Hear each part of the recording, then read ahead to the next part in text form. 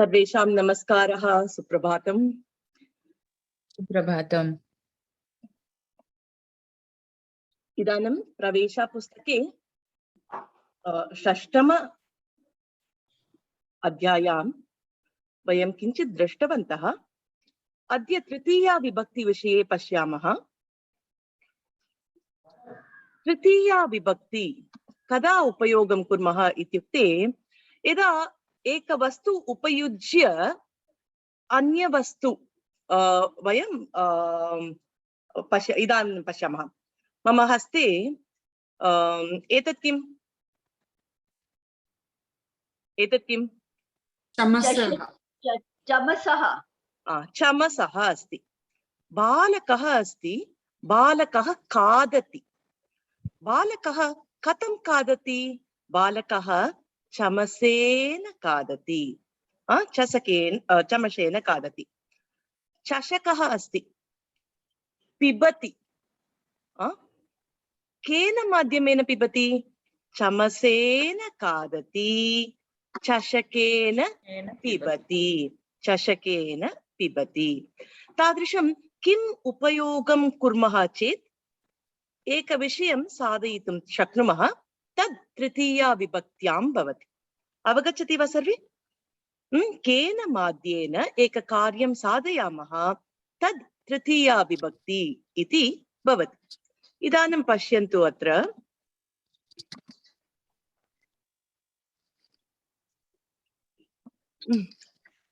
बालकः खादति।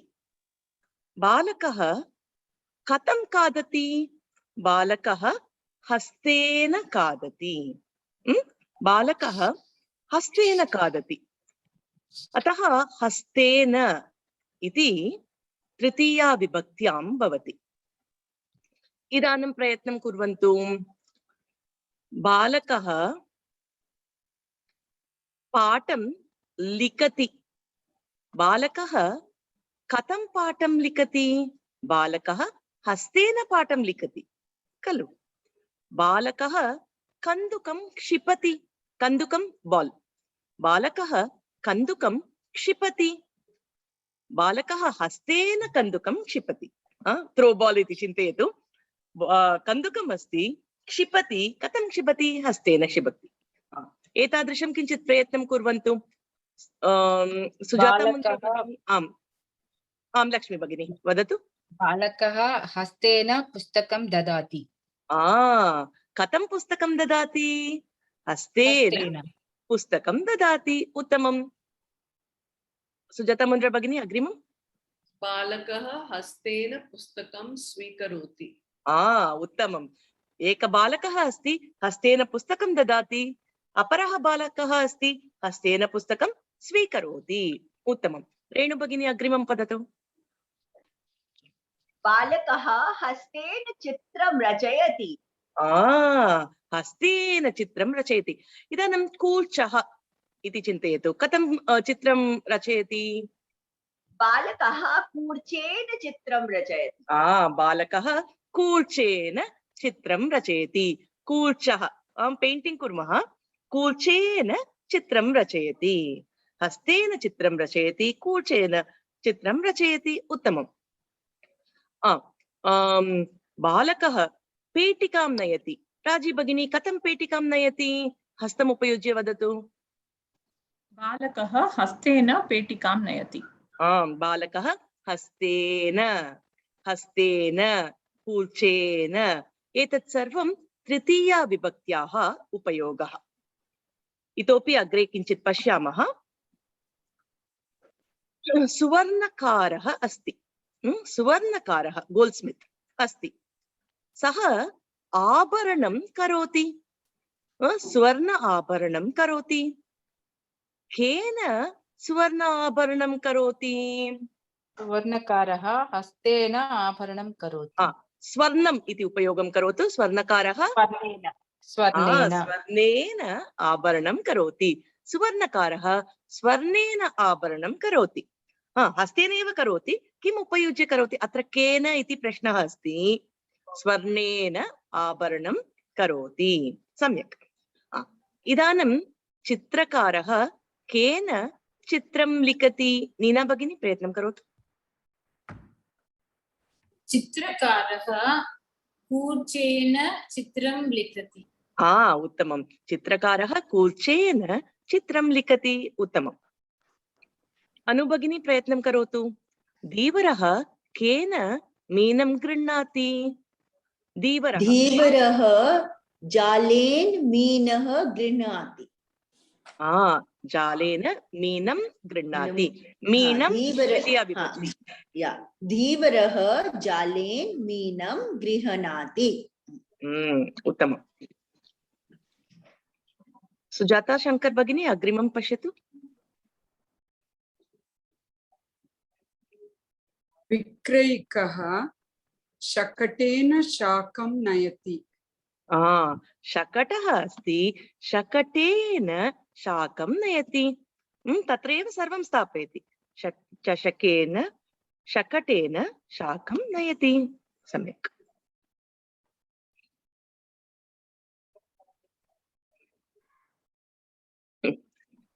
इदानीं पश्यन्तु। बालकः हस्तेन रोटिकां खादति। अतः करणे तृतीया इति वदामः। सामान्यं करणे तृतीयः इत्युक्ते प्रश्नं पृच्छामः खलु। सप्तककारः किं, कुत्र, कति, कदा, कुतः, कथं, किमर्थम् इति भवति। अतः सामान्यं कथम् इति पृच्छामः चेत् तत्र उत्तरं तृतीयायां भवति। इदानीं पश्यतु। बालकः खादति। कः खादति? रेणु भगिनी। बालकः खादति। कः खादति? बालकः। अतः बालकः प्रथमा विभक्त्याम् अस्ति। बालकः रोटिकां खादति। सुधा भगिनी, बालकः किं खादति? बालकः रोटिकां खादति। अत्र रोटिकां द्वितीया विभक्ति मध्ये भवति। वयं जानीमः। बालकः प्रथमा विभक्ति, रोटिकां द्वितीया विभक्ति। इदानीं बालकः कथं रोटिकां खादति? आशा भगिनी। बालकः हस्तेन रोटिकां खादति। बालकः हस्तेन रोटिकां खादति। कथं रोटिकां खादति? हस्तेन इति उत्तरं भवति। अतः हस्तेन तृतीया विभक्त्यां भवति। अतः खादति इति क्रियापदं भवति। भवन्तः जानन्ति। लकारः स्मरति वा? खादति लुण् लकार।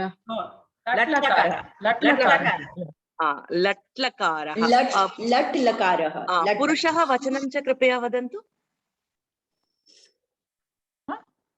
पुरुषः वचनं च प्रथमपुरुष। बालकः अकारान्त लट् लकार। बालकः इस् अकारान्त पुल्लिङ्ग बालक शब्दः प्रथमपुरुषः प्रथमपुरुषः एकवचनरूपम्। अतः खादति अपि समानरूपं स्वीकरोति खलु। बालकः खादति इति कारणात् खादति अपि प्रथमपुरुषः एकवचनरूपमेव स्वीकरोति। तद् वयं जानीमः। वर्तमानकालः। अतः खादति इति क्रियापदं वर्तमानकालः। लट्लकारः खादति इति एकवचनरूपं स्वीकरोति। इदानीं बालकः कर्ता प्रथमा विभक्ति इति वयं जानीमः। किमर्थं? कः खादति? बालकः खादति। स्पष्टमस्ति। रोटिका इति कर्मपदं द्वितीया विभक्त्याम् अस्ति। एतदपि वयं जानीमः। बालकः किं खादति? बालकः रोटिकां खादति। द्वितीया विभक्ति एकवचनरूपं। स्पष्टं खलु? इदानीं रोटी is roti correct or only rotika is the word in Sanskritam? In Hindi we say roti. अत्र रोटिका इत्येव स्वीकरोतु। आकारान्त भवन्तः जानन्ति। अतः अधिक भिन्न भिन्न पदानि सन्ति। सर्वत्र भिन्न भिन्न पदानि सन्ति। इदानीं वयम् अकारान्त आकारान्त इकारान्त अकारान्त नपुंसकलिङ्ग तावदेव जानीमः। अतः तत्रैव पदप्रयोगं कुर्मः। अस्तु वा? अतः रोटिका रोटिकां द्वितीया विभक्ति. हस्तः अस्ति. हस्तः करणम् इति भवति. करणे तृतीया इति वदामः. अतः हस्तेन हस्तम् उपयुज्य इति अर्थः भवति. हस्तेन खादति, चमसेन खादति, चषकेन पिबति. एतादृश पदप्रयोगः अत्र भवति. स्पष्टं चेत् थम्स् अप् करोतु. अहम् अग्रे चरामि. नीना भगिनी स्पष्टमस्ति वा? संशयः One अस्ति? more time, Guru. Just one more time. Just yes. किम् उपयुज्य कुर्मः तत्र तृतीया विभक्ति. What are we using? Which is the instrument that we use? So hastena, you're using your hand to eat, or chamasena, using your spoon to eat. You use your glass to drink. Chashakena pibati. So whatever is the instrument that we use, that will be using the tritiya vibhakti. Ataha tatra tritiya iti uchyate. So hastaha hastena, chamasaha chamasena, chashakaha chashakena. Etadrisham bhavati. Astu.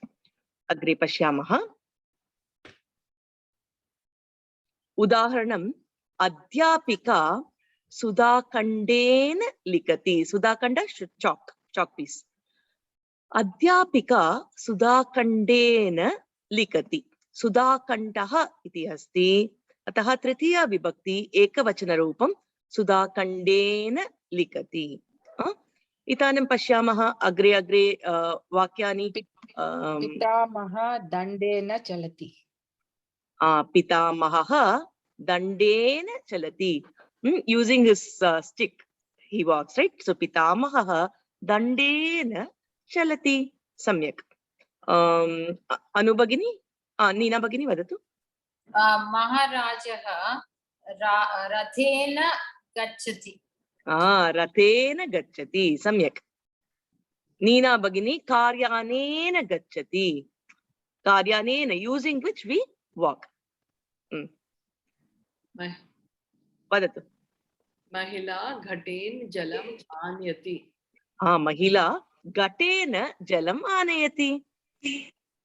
Can I say now? Pravina Bhagini, sorry. Yeah. वदतु. Yeah. Balika chamasen payasam khadati. चमसेन पायसं खादति. उत्तमम्. वदन्तु, कोऽपि वदन्तु. अर्चकः दीपेन नीराजनं करोति. नीराजनं करोति. भगवद्विग्रहम् अस्ति, तथा नीराजनं करोति. कथं करोति? जलेन. नीराजनम्. दीपेन नीराजनं करोति. दीपं दर्शयति, धूपं नीराजनम् दर्शयति. is like आरती. आराधनम्. और तैलेन, जलेन किमपि वक्तुं more like abhishekam, is it? अभिषेकं. अभिषेकम्, आराधनम् इत्यादि विषयः तत्र भवति. श्रीरामः बाणः शत्रुं मारयति. वाक्यं. श्रीरामः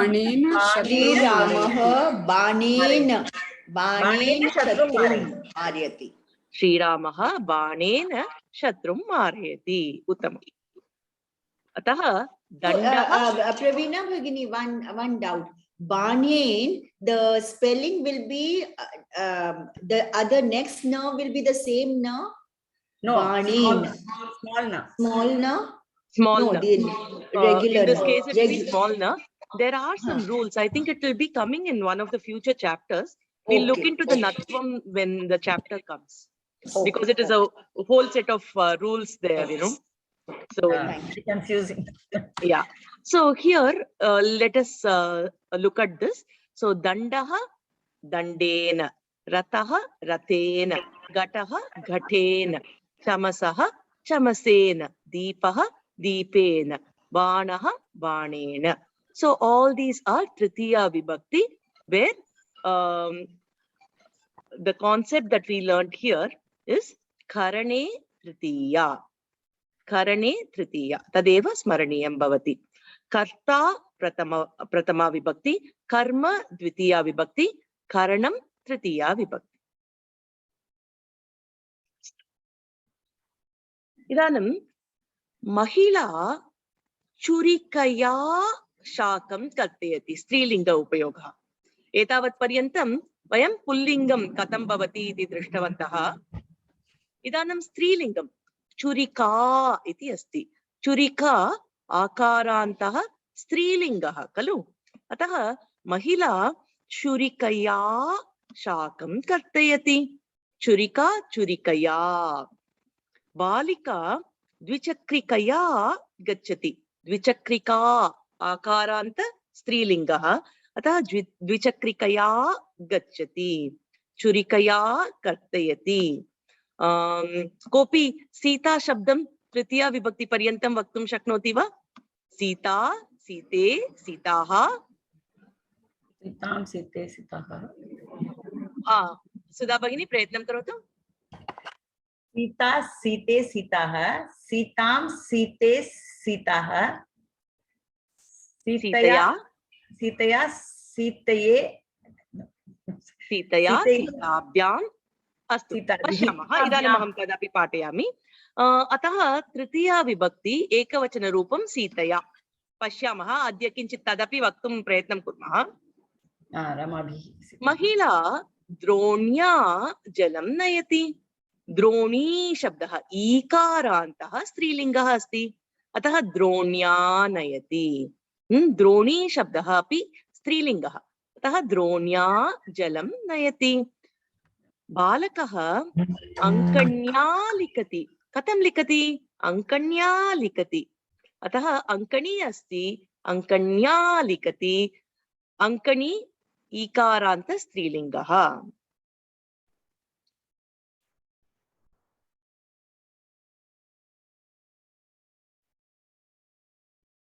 इदानीं प्रयत्नं कुर्वन्तु। हरिद्रा इति अस्ति। अर्चकः कया अर्चयति? अर्चकः कया अर्चयति? हरिद्रया अर्चयति। उत्तमं, हरिद्रया अर्चयति। हरिद्रः अर्चकः हरिद्रया अर्चयति। किमर्थम्? अत्र वयं दृष्टवन्तः छुरिका छुरिकया इति अस्ति, अतः हरिद्रा हरिद्रया अर्चयति। पाचकः कया रोटिकां करोति? सुधा भगिनी प्रयत्नं करोति वा?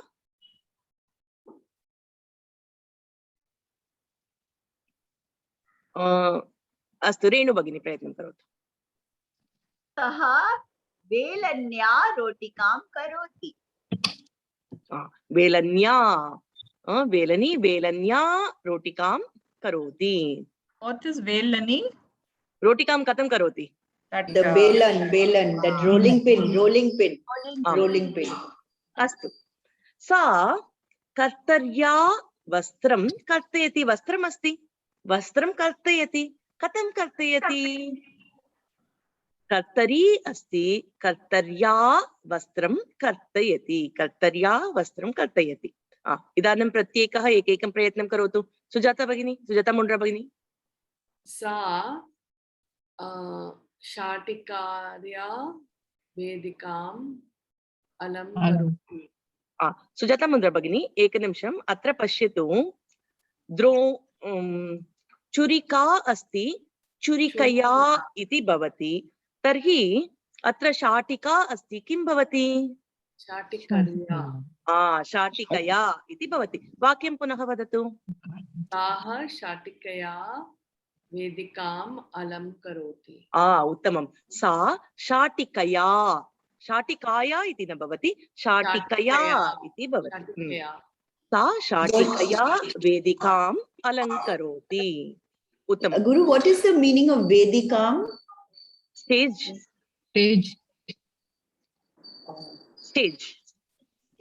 Okay.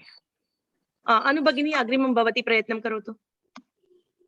Okay. सा पुष्पमालया देवीम् अलङ्करोति। सा पुष्पमालया देवीम् अलङ्करोति। उत्तमं, सम्यक्। आशा भगिनी प्रयत्नं करोति वा अग्रिमम्? Darvi, Darvi, sa Darvi annam pariveshayati. इदानीम् अत्र पश्यतु भगिनि, एकनिमिषं तिष्ठतु. इदानीम् अङ्कणी अस्ति, अङ्कण्या इति वदामः. अङ्कणी, अङ्कण्या. तर्हि दर्वी अस्ति, किं भवति? सा दर्व्या अन्नं परिवेशयति. दर्वी दर्व्या इति भवति. सा दर्व्या अन्नं परिवेशयति. उत्तमं. सा दर्व्या अन्नं परिवेशयति. सम्यक्. राजमहोदय प्रयत्नं करोति वा अग्रिमम्?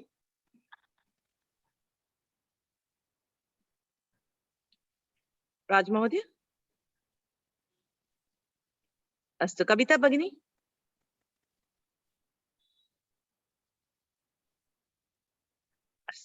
सा पेटिकया उपनेत्रं नयति. उत्तमं. पेटिका पेटिकया. सा पेटिकया उपनेत्रं नयति. उत्तमं. लक्ष्मी भगिनी अग्रिमम्. सा दूरवाण्या सम्भाषणं करोति. दूरवाण्या.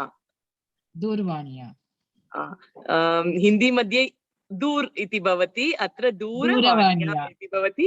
कान्शियस् भवितव्यं संस्कृतम् इति कारणेन. सा दूरवाण्या सम्भाषणं करोति. उत्तमम्. अग्रिमं नीना भगिनी प्रयत्नं करोति वा? सा मापिकाया मापनं करोति. मापिकया. का इति न भवति. पुनः प्रयत्नं करोतु. सा. What is मापिकया? Mapikaya, rubbing, eraser, anything to clean. This thing I thought, no? Ruler, no? I thought it's a Something to measure. Measure. So it can be a scale actually in this case. Yeah, scale. Mapam. Sorry, yeah. So mapikaya iti na bhavati. Mapikaya maapanam karoti. Sa mapikaya maapanam karoti. Uttamam. Sushila Bhagini, agrimam. Actually, I went off to Samarjani when Neena Bhagini was asking thing. Okay, can you read the next one? Samarjani means? Sa samarjaniya samarjanam karoti. Sammarjanya sammarjanam karoti. So, that is the cleaning thing which I mentioned earlier. I think I was reading that when Neena Bhagini asked me the earlier question. Sorry. Yeah. So let's go ahead. Now you have. Samarjanya means? Marjani is cleaning, ma. Marjani is cleaning. Yeah, any cleaning equipment. Okay. Pravina Bhagini, this is Sammarjanya or Sammarjaniya? Samarjanya. Okay. Sammarjanya. Look at Darvi. Just have one example handy. So Droni becomes Dronya. So Sammarjani will become Samarjanya. Exactly. Thank you. In Akaranta, it's Aya, whereas in Ikaranta, it's Inya.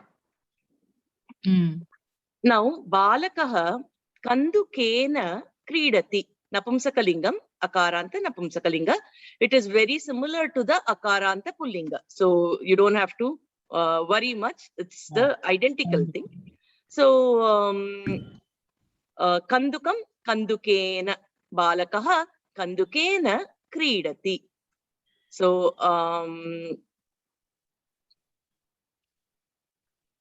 Vayam Mukhena Vadamaha. Vayam Mukhena Vadamaha. Sujata Mundra Bhagini, agre patatu. Amba Jalena Patram Prakshalayati. Uttamam. Amba Jalena Patram Prakshalayati. Renu Bhagini. Mahila Yanena Karyalayam Gachati. Uttam. Yanena Karyalayam Gachati. Neena Bhagini agrimam. Balika Penakamena Hastam Prakshalayati. Uttamam. So Kandukam Kandukena. So Penakam? Penakam means? Penakam kim bhavati? Penakena. Kandukam kandukena, penakam penakena. Punaha prayatnam karotu. Balika. Balika penakena hastam prakshalayati. Penakam is like soap. So you wash your hand with a soap. So when you think of grammar, first let's think from grammar perspective, meaning we can always understand. Okay. So it is more important to know how a word gets into Triteeya vibhakti, how it goes into Dvitiya vibhakti. We will focus on grammar, meaning we will discuss, that's fine. Okay. So Archakaha Pushpam Devam Pujayati. Who's next? Anu Bhagini. Yeah. Archakaha Pushpena Devam Pujayati. Uttamam.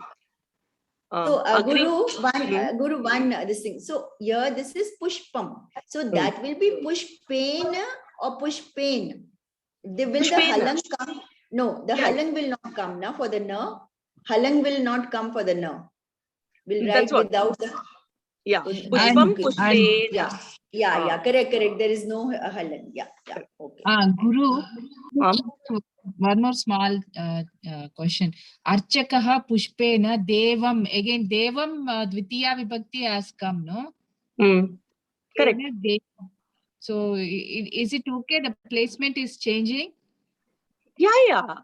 Because if you, that's one example that we saw here. You remember? Look at this. Balakaha hastena rotikam kadati. We saw this example where rotikam is Dvitiya vibhakti, right? So it is same thing here. So hastena is Tritiya vibhakti here. Balakaha is Prathama vibhakti. So it's similar to what we learned earlier. So here Achakaha Pushpena Devam Pujayati. Okay. Right? So let's go to the final statement in this example. Sujata Shankar Bhagini, want to try? Aham.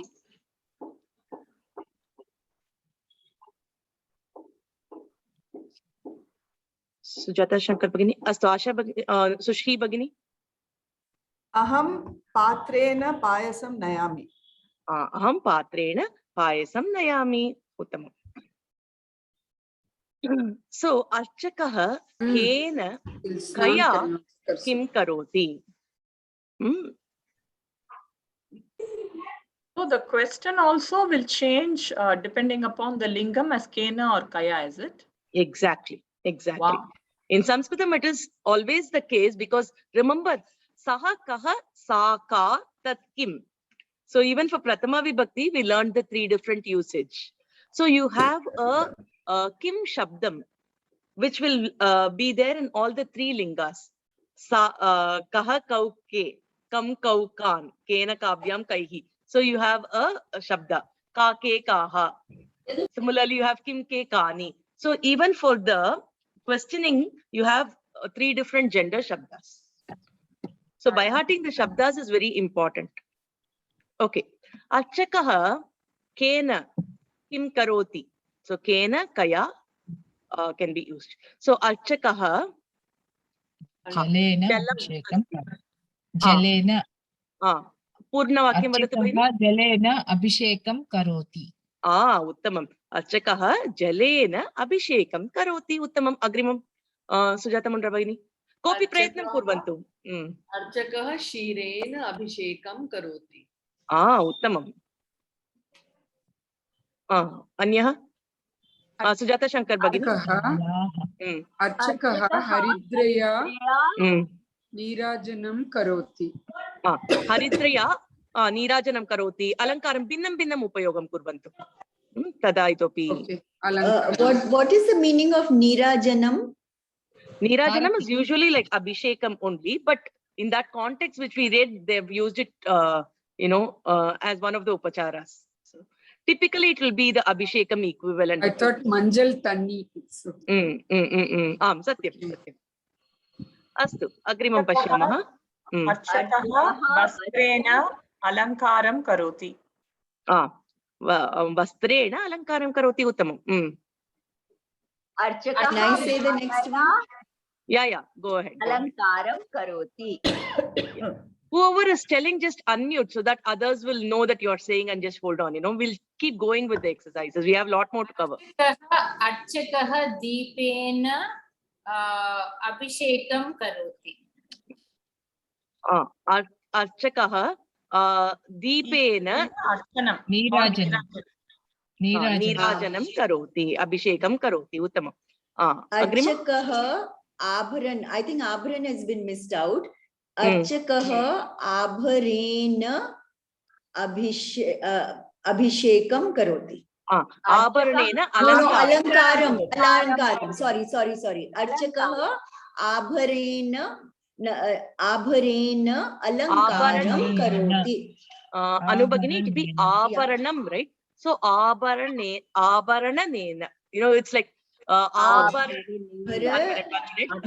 just taking after whatever we discussed. So abharanam asti. So abharanena will be the okay. I'll say again. Archakaha abharanena alankaram karoti. Okay. Archakaha pushpena niranjanam karoti. Kunkuma archanam prayatnam karotu. Archakaha kunkumena archanam karoti. Uttamam. Agrimam kopi pushpam vadatu. Archakaha pushpena alankaram karoti. Uttamam. Mala archakaha laya alankaram karoti. Idanam swayam tritiya vibhakti upayujya vakyani vadantu. Prayatnam kurvantu. Aham pushpaya alankaram karomi. Pushpaya bhavati va? Pushpam? Pushpena. Punaha vakyam vadatu. Aham pushpena alankaram karomi. Karomi. Aham pushpena alankaram karomi. Uttamam. Vakyam. Prayatnam kurvantu. Aham yanena karyalayam gachami. Aham yanena karyalayam gachami. Uttamam. Aham lekhanya likhami. Sujata Shankar Bhaini, punaha vadatu. Aham lekhanya likhami. Aham lekhanya likhami. Asha Bhagini vadatu. Aham dvichakrikaya udyanam gachami. Aham dvichakrikaya udyanam gachami. Aham chashakena kshiram pibami. Aham chashakena kshiram pibami. Samyak. Sushi Bhagini.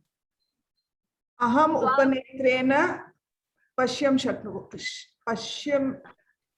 Drishtam shaknomi.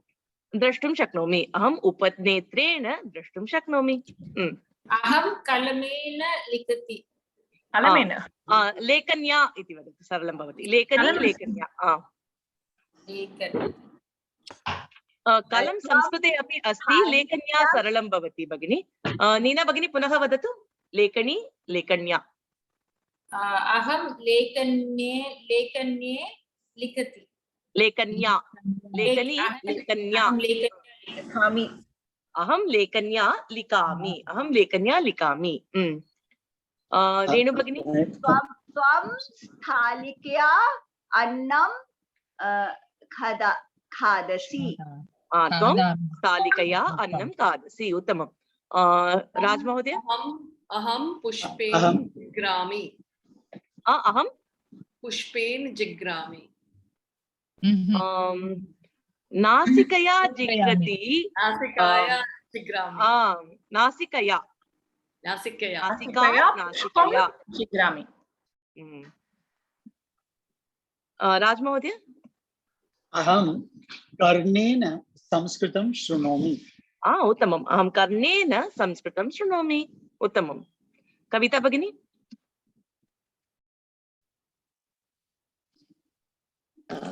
Can I? Vadatu. Okay. Aham chashakena payasam pibami. Aham chashakena payasam pibami. Uttamam. Okay. One more. I want to say this whether it's correct. Aham abharanenam alankarami. Is that okay? Aham abharanena alankaromi. Uttamam. Samyak. Alankaromi. Alankaromi. Okay. Alankaram karomi. Alankaromi. Tadeva. Alankaromi. Okay. Samyak. Uttama. Aham talena dwaram कीलयामि. तालः तालेन. अहं तालेन द्वारं कीलयामि. कीलयामि means? Talah is lock. कीलयामि means? What would it be? Lock again. Lock. I lock. Was it lock? Lock. Lock is a verb. To close. To Talah close. asti कीलयामि. You open. You open the lock. Okay. कीलयामि is open. Oh, I thought when you with the lock, Close. you lock Yeah. it. I thought you With close the it. key, you will open it. Yeah, even I thought it is closed. I don't know. कीलयामि I is open. assumed it is locking as a Kriya Padam. Astu. Attu. Idanim The pashyantu. sentence doesn't make sense, but it's grammatically correct, so carry on. I always keep telling in my class, when you're learning grammar, learn grammar, because they would have been very conscious about using the akaranta words so that our learning is easy. So akaranta pullinga, ikaranta strilinga, that is where the focus will be. So do not worry about other things. Just try to convert it into the appropriate vibhakti and practice. In fact, make absurd sentences, does not matter.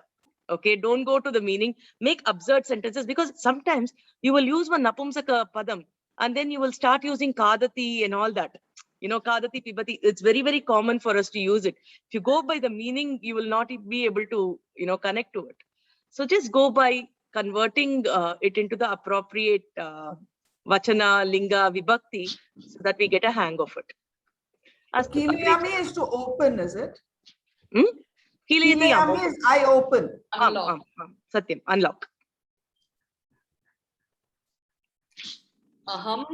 Because actually speaking, if you think about it, talaha asti, kunchika asti. Kunchika will become strilinga. Then this example will become kunchikaya. They can't Kunchikaya. use it, right? So they are trying to make it easy by giving. What is the verb for close, Pravina Guru? To lock or to close? Okay. कीलयति, udghātayati. Because that can be used here, and that will be the end of the discussion at least. Okay. Actually, maybe I'm wrong. कीलयति. Maybe saying nail on. Open, I think. I'll just get back to you on that. It is saying nail on or nail up. Yeah. I think कीलयति udghātayati. That can be used. Akilayat. Okay.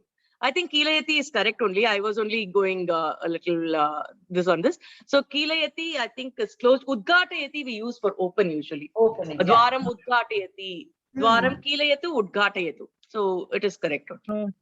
Okay. So now let us just go on to try these different things in Triteeya Vibhakti. Make your own sentences using these words that is given here. So Lekani. Each one can take up one sentence and go ahead. Aham lekanya patram likami. Aham lekanya patram likami. Uttamam. Ankani. Meena Bhagini. Lakshmi Bhagini, go ahead. Aham ankanya. Ankani is pencil. Go ahead. Likami. Aham ankanya likami. Hastaha. Neena Bhagini. Aham hastena likami. Aham hastena likami. Aham hastena kadami. Can we say aham hastena karya karomi? Aham hastena karyam karomi. Uttamam. Will it be karyam or karya, Guru? Karyam. Dvitiya vibhakti. Karyam karomi. Karyam karomi. Kunchika, Raji Bhagini. Kunchikaya. Raji. What is Kunchika? Kunchika is key. Key. Aham kunchikaya. Kunchikaya dwaram udghātayami. Aham kunchikaya dwaram udghātayami. Udghātayami. Dwaram udghātayami. Sounds like an inauguration. Inauguration. Now, what is plain open? What is Kunchika? Kunchika It looks like inaugurating. Yeah, but even Krishna Amamba, she says Mukha Mukhamudghataya. Satyam. And Kunchika is what? Kunchika? Key. Aham kunchikaya dwaram udghatayami. भगिनी चमसेन भोजनं करोति. चमसेन भोजनं करोति. भोजनम् अस्तु. श्रीदासशङ्कर भगिनी, पुष्पमाला. पुष्पमाला. अहं पुष्पमालया ईश्वरं अलङ्कारं करोमि. उत्तमम्. चषकः, राजमहोदय. अहं चषकेन पायसं पिबामि. उत्तमम्. सुधा भगिनी, मापिका. Aham mapikaya. What do you say for measurement? Mapanam. Mapikaya mapanam karomi. उत्तमम्. रेणु भगिनी, सम्मार्जनी. सा सम्मार्जन्या सम्मार्जनं करोति. सम्मार्जन्या सम्मार्जनं करोति. धनं. अहं धनेन वस्तु क्रीणामि. अहं धनेन वस्तूनि क्रीणामि. सम्यक्, उत्तमम्. क्रीणामि is buy. अंकुली. सुशी भगिनी. अहम् अंगुल्यां गणनां करोमि. अंकुल्यां गणनां करोमि. उत्तमम्. दण्डः, आशा भगिनी. दण्डः स्टिक्. अहं दण्डेन ताडयति. अम्मडियो भयमार्क्. दण्डेन ताडयामि. दूरवाणी. दूरवाणी फोन्. दूरवाणी. अहं दूरवाण्या सम्भाषणं करोमि.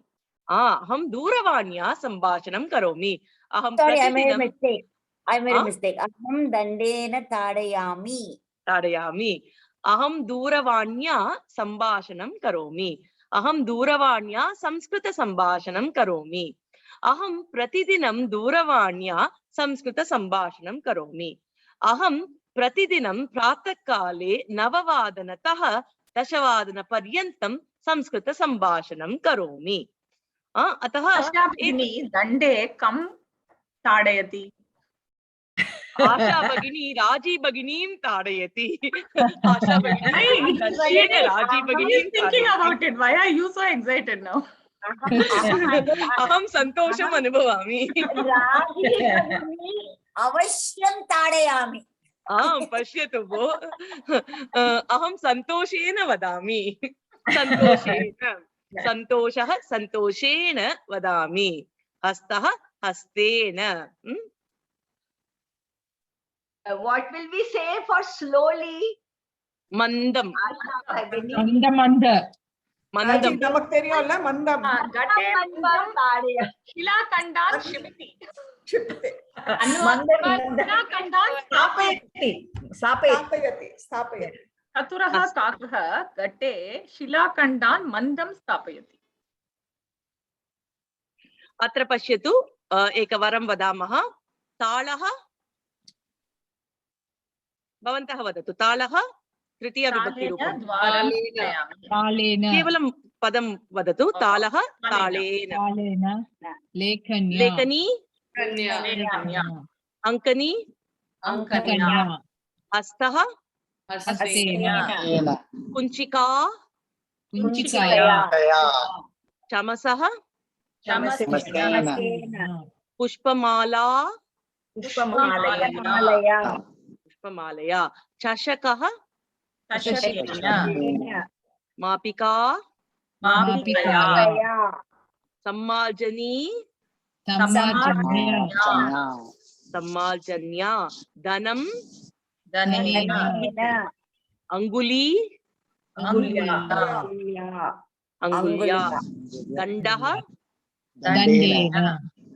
दूरवाणी दूरवाण्याम् उत्तमं, सम्यक्। इदानीं वचनत्रयम् अपि पश्यामः। इदानीं वयं किं दृष्टवन्तः इत्युक्ते तृतीया विभक्ति एकवचनरूपं।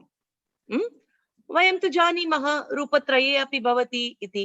अतः एकवचनरूपं, द्विवचनरूपं, बहुवचनरूपं च अवगन्तव्यम् अस्माभिः। अतः पादेन, पादाभ्यां, पादैः, पादेन, पादाभ्यां, पादैः। बकः अस्ति, सर्वदा किं करोति? एकेन पादेन एव तिष्ठति। बकः एकेन पादेन तिष्ठति। पादः एकः एव अस्ति खलु अत्र, अतः एकेन पादेन तिष्ठति। बालकः अस्ति, पादद्वयम् अस्ति, अतः बालकः पादाभ्यां चलति, पादाभ्यां चलति।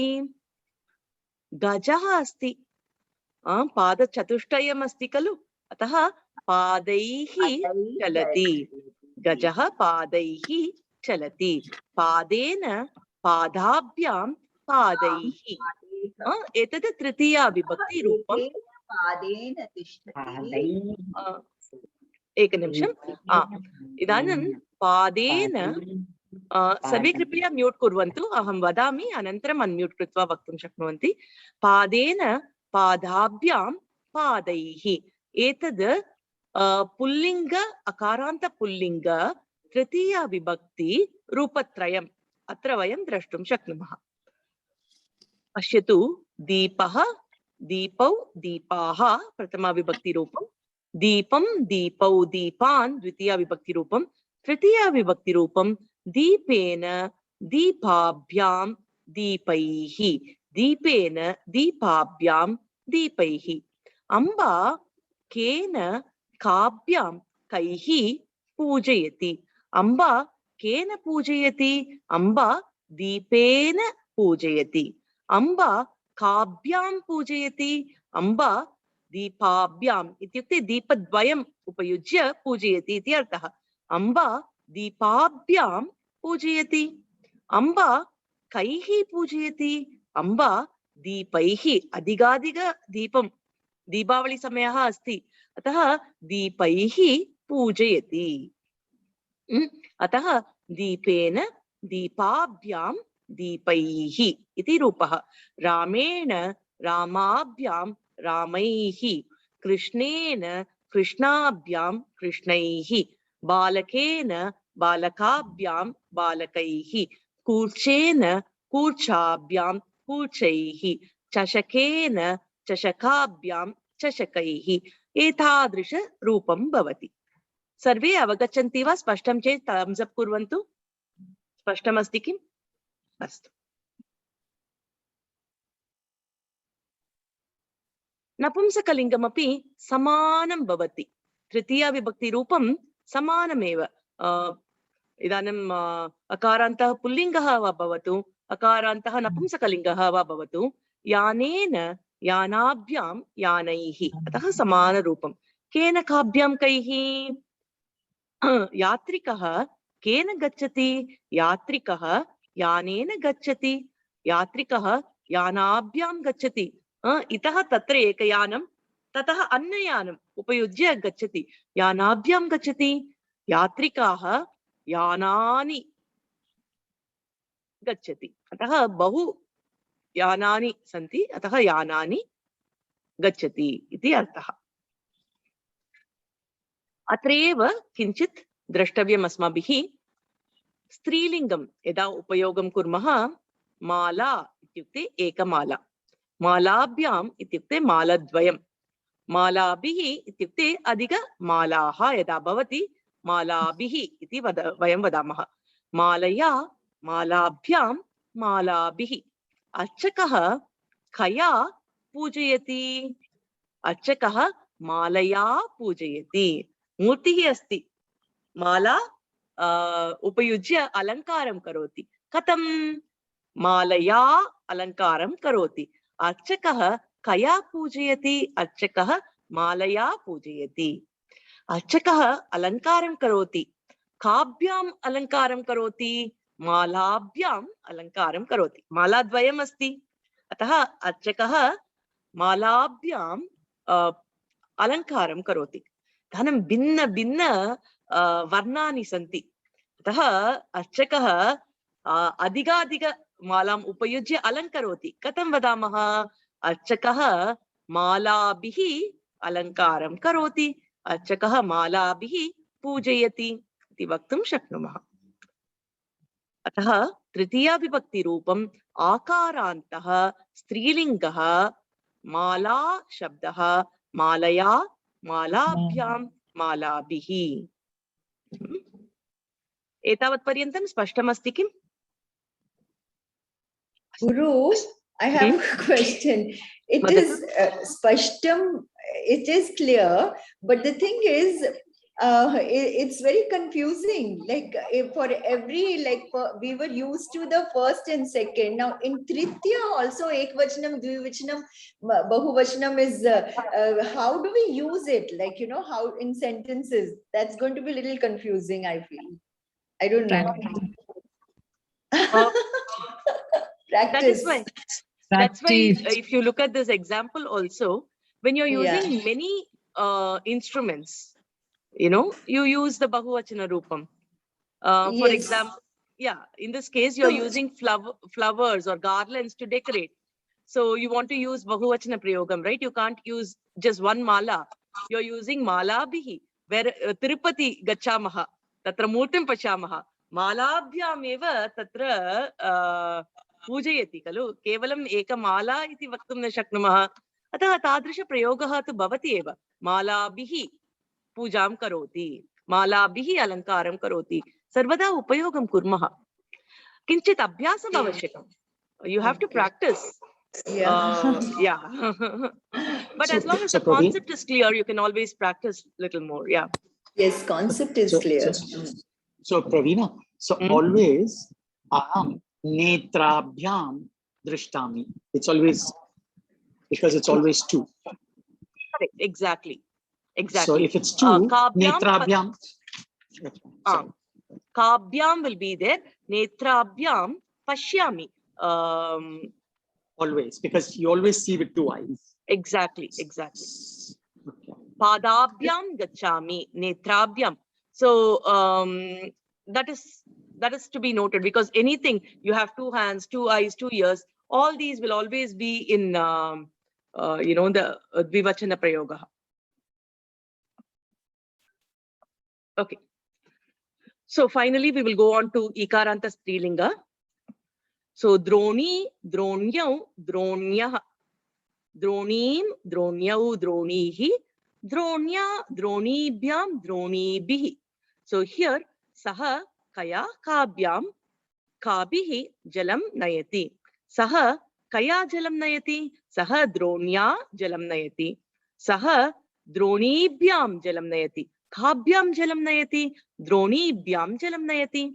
Saha kabihi jalam nayati. Saha dronibih jalam nayati. Ataha kaya kabhyam kabihi prashnapadani. Dronya dronibhyam dronibih will be ikaranta strilinga droni shabdah tritiya vibhakti rupani. Astu. So we will continue with dvitiya vibhakti tomorrow.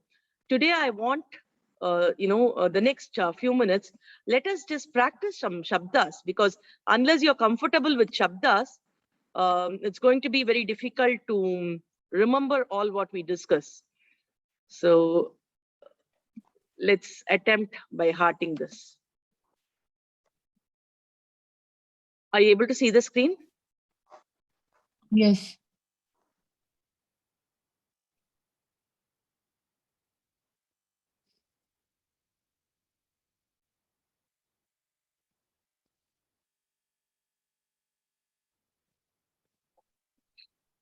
Okay, can each one of you recite one shabda? I think we've already learned the first few shabdas.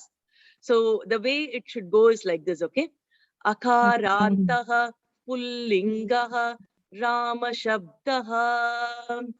Ramaha ramau ramaha Ramam Ramau Raman. Ramena Ramabhyam Ramaihi.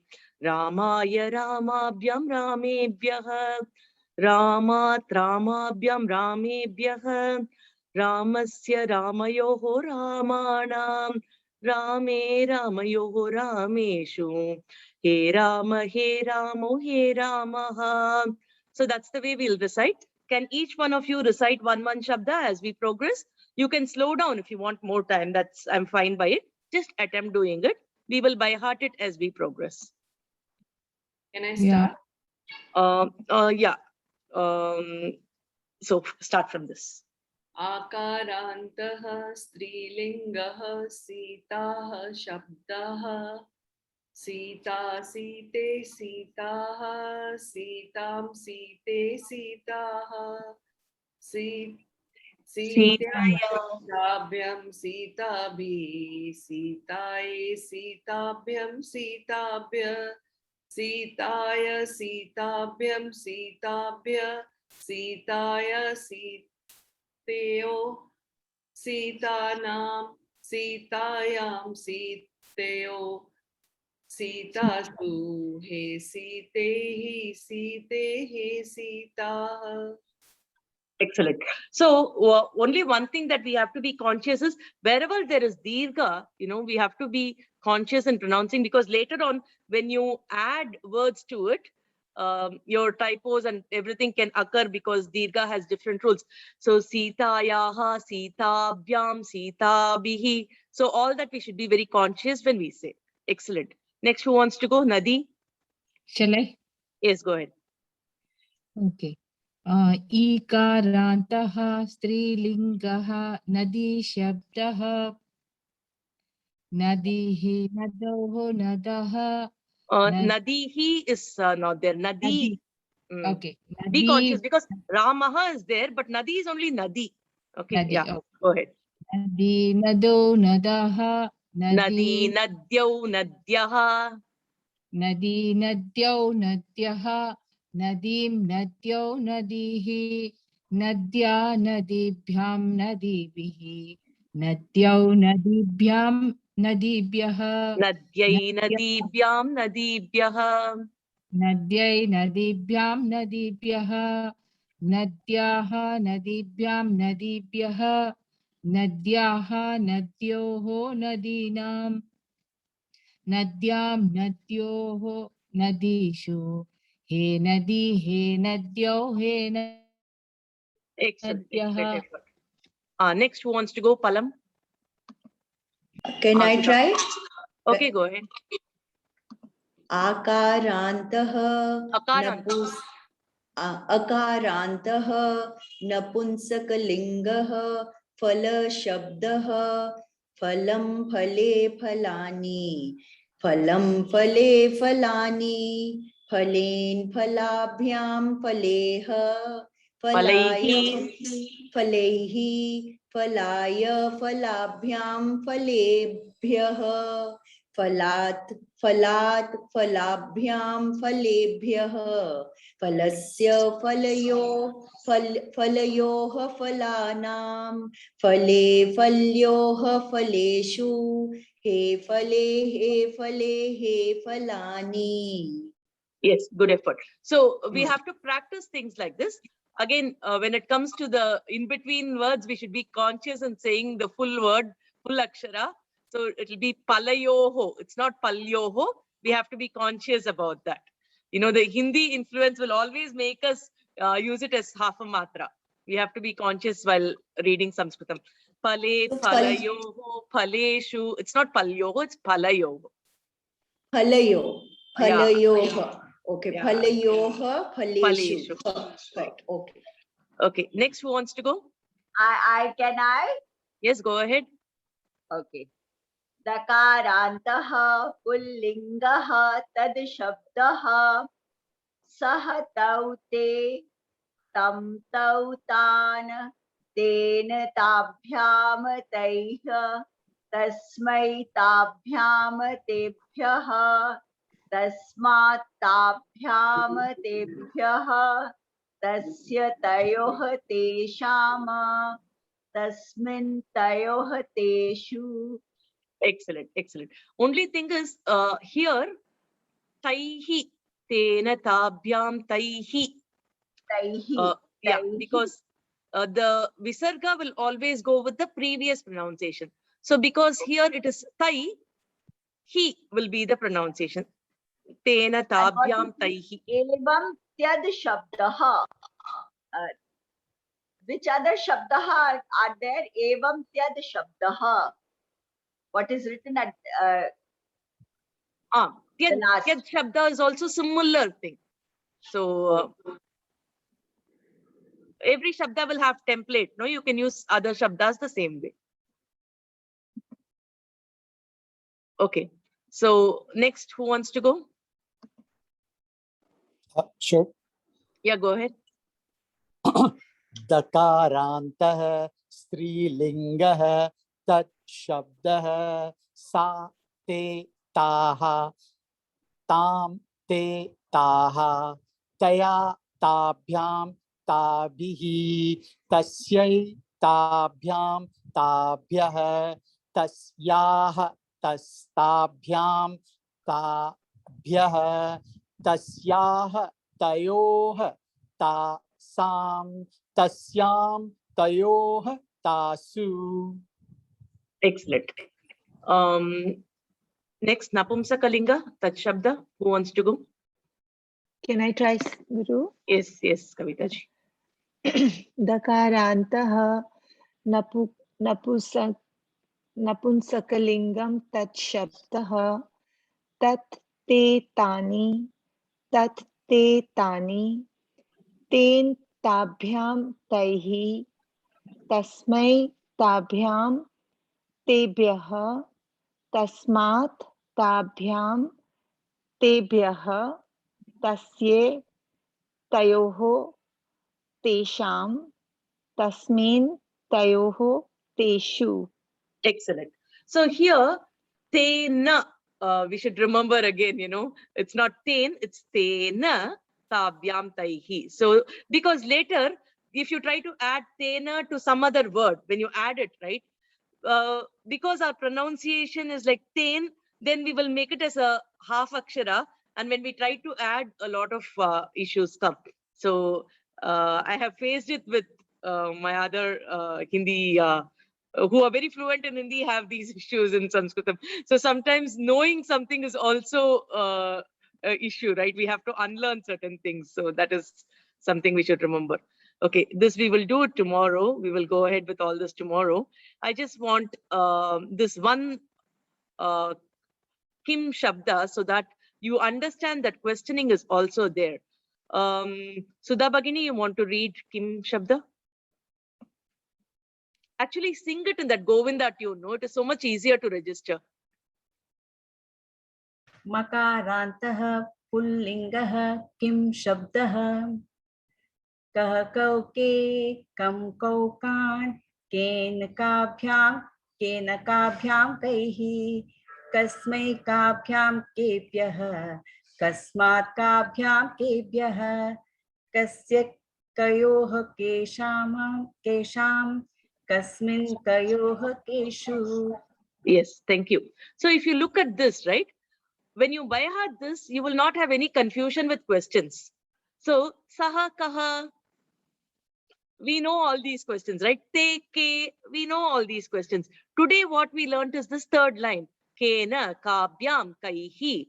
So Triteeya vibhakti, all the three rupas we will automatically know.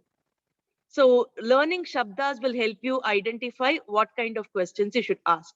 This is for the pullingas. Similarly, you have the strilinga and the napumsakalinga. Does someone want to sing the napumsakalinga first?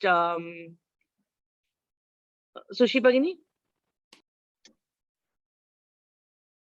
Can I just read it, Praveena? The singing is a little difficult.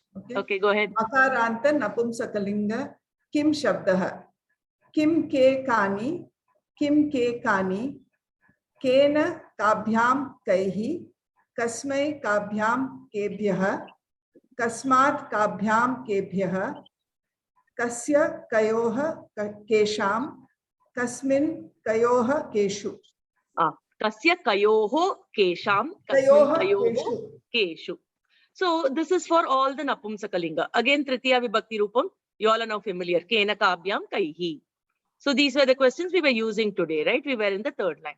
So you also have similarly for Strilinga, which will be ka ke kaha, kam ke kaha, kaya kabhyam, so kabihi. So that also we will learn. So today I will just stop with this. But I have already shared this in our group. So please practice this whenever you all meet for your study group, right? Allocate 10 minutes just to recite the Shabdas. So at a subconscious level, you will have it by hearted. And whenever these kind of things come, all you have to do is just recall. So it will be so much easier. And as of now, we had a small doubt in our group in this Vibhakti. See, in the two stories, we have Chaturaka Kakaha and Mudaha Jambukaha, right? In one sentence, it says, Kakasya ativa santoshaha bhavati. And இன்னொரு சென்டென்ஸ்ல ஜம்பூகஹ குபிதஹ பவதின்னு வருது. இங்க ஏன் காக்கஸ்யான்னு வருது? Why are we using a vibhakti kakasya instead of saying kakah ativa santoshah bhavati? Kakasya in that case is like you're trying to say it is for the kaka. How do I say it? Kakasya, it's like a relationship, where you're trying to say that Kakasya dagaha asti. So the crow is feeling thirsty. And the kakak kogam irundhathu அப்படினு சொல்றோம் இல்லையா? Kaka kogama irundhathu. Kaka will it be wrong if you use kakaha? No. Thirsty இருக்கும்போது சஹ பஹு த்ரிஷிதஹன்னு வந்துருது. That is only சஹ. காக்கஹ பஹு த்ரிஷிதஹ. அதே மாதிரி இந்த ஜம்பூகஹ குபிதஹ பவதி இப்படி வருது. பிரதமா விபக்தி யூஸ் பண்றா. இங்க மட்டும் ஏன் அந்த 7th vibhakti kakasya santoshah bhavati ativa style of writing. Yeah. There's nothing wrong, Raji. She has confirmed that. So you're just having an emotion attached to this. So you're saying avanukku nu solreel illaya? And the asya is avanukku. Tasya he avanukku he felt happy. So you're using the question we have, Pravina, are both correct? Yeah, she said yes. Yeah, yeah, both are correct. That's all. Raji, that's all we need. That's all we need. Yeah, it's both are both are correct, na? Yeah, both are correct. When we are, we will be doing that Shashti Vibhakti also. So at that time, a lot of these kind of relationships, which involves you, your emotions, your relationship with something, all that will be taken care of in that Vibhakti. So it is correct. There's one more thing we had, no, Raji? One more. I thought that was the only one, no? Yeah. Oh, okay. Santosham, that we cleared. Yeah, Santosham, that was, yeah. Okay. So, so Tritiya Vibhakti, you can practice to an extent. Tomorrow we will intend to finish Tritiya Vibhakti and ambitiously, if possible, the 6th chapter, because we had, a few activities in between. I think we've been going on with 6th chapter for a long time, but it is ambitious because there are a few things to complete in 6th chapter. But let's see how it goes. And please practice the Vibhakti by repeating it or reciting it during the classes. I've already sent it in our group. I've sent the Vibhakti chart that we displayed today. I've also sent my voice recording of the same, as samples, and also some of the Samskrita Bharati audios as samples. So please use them in order to correct it. And if you sing it, you get it, in your memory easily. If you can't, that's okay. But if possible, if you sing it, it's easier to remember. So that is one thing. Any other questions before we wrap up for today? No, Pravina. Thank you. Dhanyavada. Yeah. And we'll be discussing about the Krishna Anubhavam. So those of you who are staying, please stay back. We will finish with the Shanti Mantram and others can leave. Asha Bhagini, do you want to recite the Shanti Mantram? सर्वे भवन्तु सुखिनः सर्वे सन्तु निरामयाः सर्वे भद्राणि पश्यन्तु मा कश्चित् दुःखभाग् भवेत् ॐ शान्ति शान्ति शान्तिः धन्यवाद धन्यवादाः